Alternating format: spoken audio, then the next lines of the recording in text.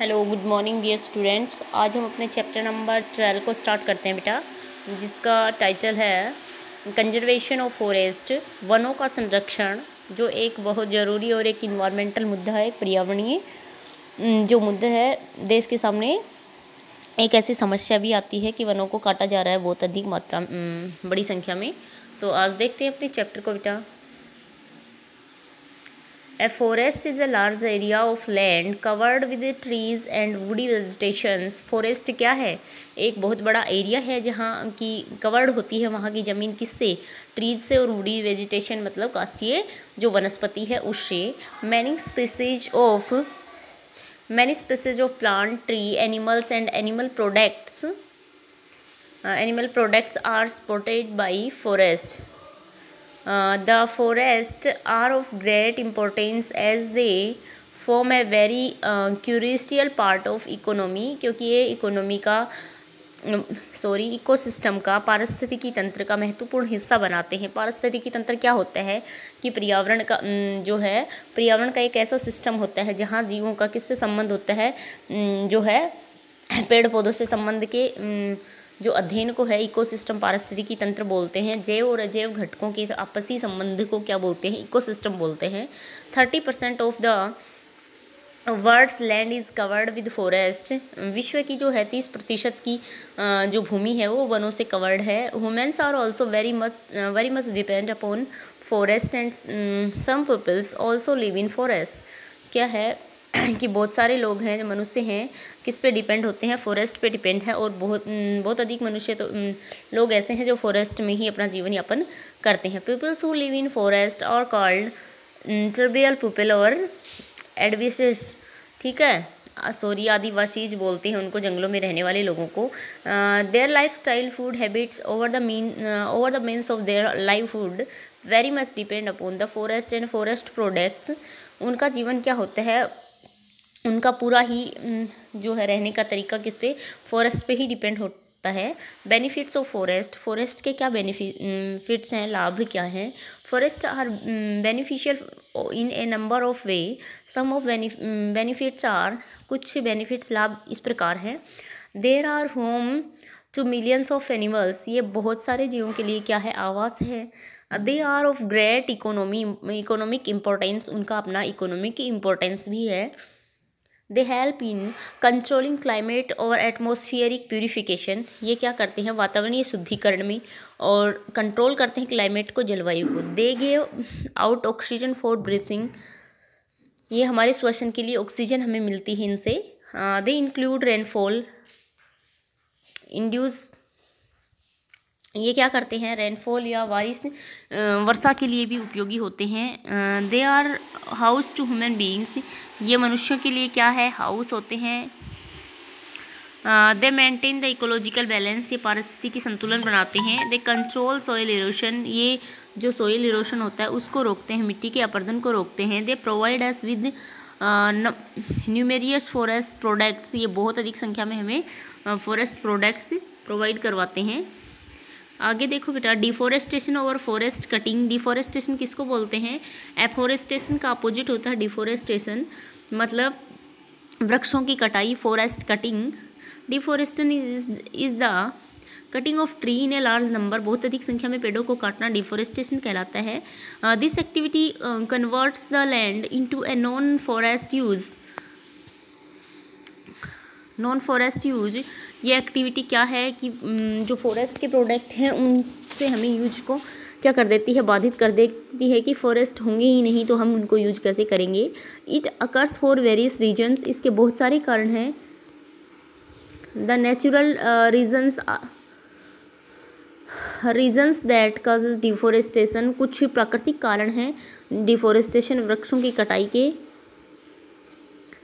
और forest fire, इसमें क्या आता है कि फॉरेस्ट फायर, अगर जंगल की आग है, वो जंगल की आग कैसे लगती है? अगर सूखे जैसे प्लास के पेड़ होते हैं उनमें आपस में रगड़क से बेटा जंगल में आग लग जाती है, ठीक है। फिर हो सकता है फ्लूड, बाढ़ आ जाए या ड्रोथ, सूखा पड़ जाए, तो ये सारे कारण हो सकते हैं, नेचुरल कारण है डिफोरेस्टेशन के। The man made reasons include cutting trees for agriculture, खेती के लिए वृक्षों को काटना, कॉमर्शियल पर्पस अपने धन लाभ के लिए, फॉर ह्यूमन सेटलमेंट अपने मनुष्य के सेटलमेंट के लिए, अर्बेनाइजेशन का मतलब होता है बेटा शहरीकरण, और माइनिंग एटसेट्रा। ये क्या है, मैनमेड रीजन्स हैं डिफोरेस्टेशन के। क्लाइमेट चेंज जलवायु में परिवर्तन, pest and disease are also becomes a great cause of forest cover spoilage. अब देखो इफेक्ट्स ऑफ डिफोरेस्टेशन के इफेक्ट क्या होंगे। Deforestation is known to cause adverse effects on life पर इसके प्रतिकूल प्रभाव पड़ते हैं। Environmental natural phenomenas etcetera. Some of the effects of deforestation are as follows. कुछ जो इफेक्ट्स हैं वो इस प्रकार हैं। इट काजेज सॉइल इरोशन, इससे मिट्टी का अपरदन होता है। Soil destruction, it effects the water cycle, ये वाटर साइकिल को भी क्या करता है, इफेक्ट करता है, प्रभावित करता है। It causes loss of biodiversity, इससे जैव विविधता है उसका नाश होता है। इंक्रीज द टेम्परेचर, अब आप समझोगे कि किस प्रकार से बायोडाइवर्सिटी नष्ट होती है डिफोरेस्टेशन से।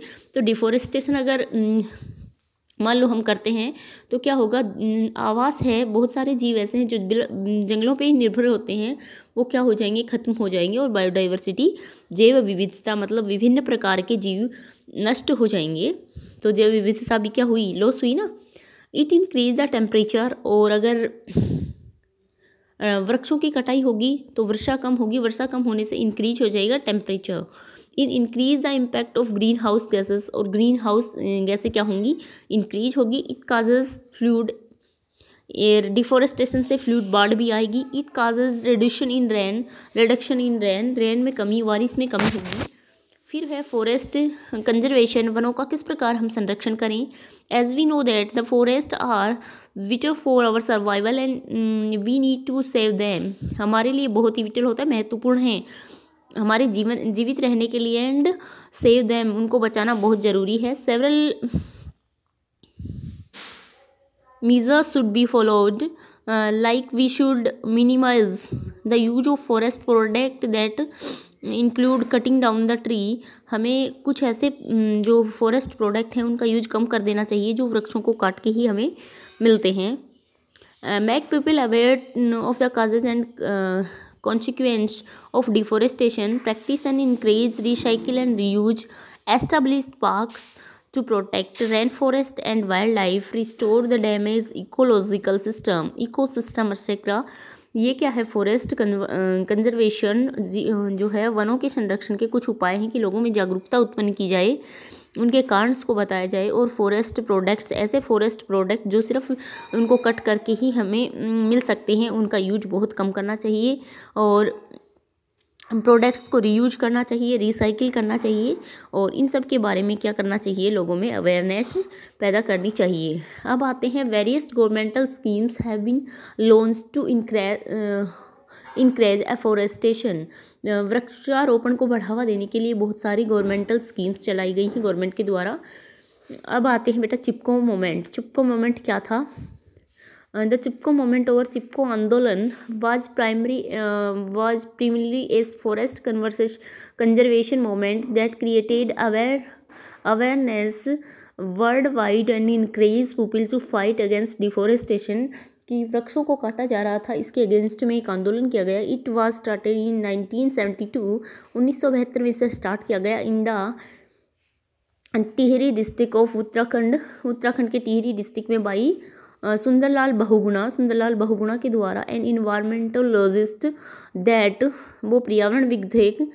This movement aimed to save trees, इस मूवमेंट का क्या था, एम क्या था कि वृक्षों को बचाना। From the contractors who wanted to cut down trees, जो कॉन्ट्रैक्टर्स थे, कॉन्ट्रैक्टर्स से बचाना ट्रीज को काटने से, जो कि वृक्षों को काट रहे थे। देवर ओन बेनिफिट्स, अपने खुद के फायदे के लिए।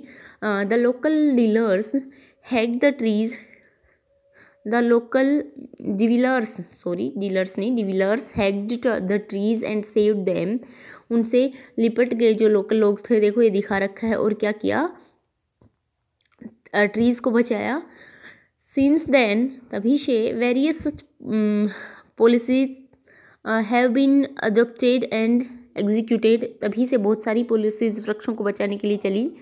अब देखो बेटा, आपका चैप्टर कंप्लीट हो चुका है। आपको आज इसके हार्ड वर्ड्स करने हैं जो मैं आपके पास सेंड करती हूँ, और कल इसकी एक्सरसाइज देखते हैं। बाय बच्चों।